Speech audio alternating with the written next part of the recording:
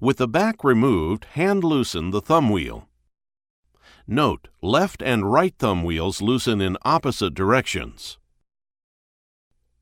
Use a T27 Torx bit to remove the attachment bolt.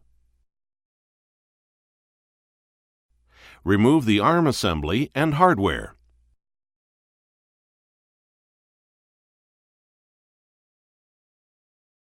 Inspect the nylon nut for any signs of damage or cracking by threading the attachment bolt onto the nut finger tight. Replace the nut if you find any damage. Place the nylon nut into the recess in the arm casting.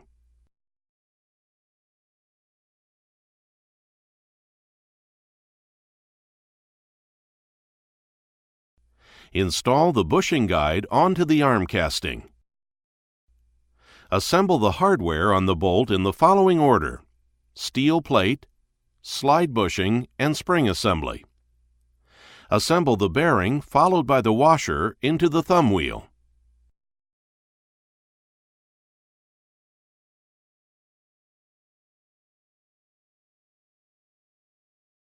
Place the thumb wheel assembly into the arm casting with the washer facing toward the inside of the arm casting.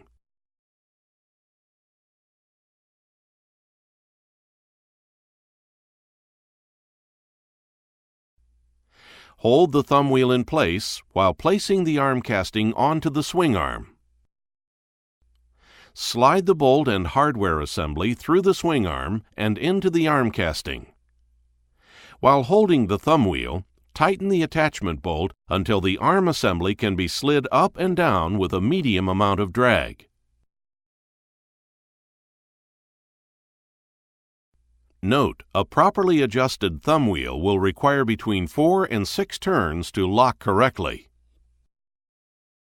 If the adjustable arm is loose and cannot be locked in place, you will need to tighten the thumb wheel.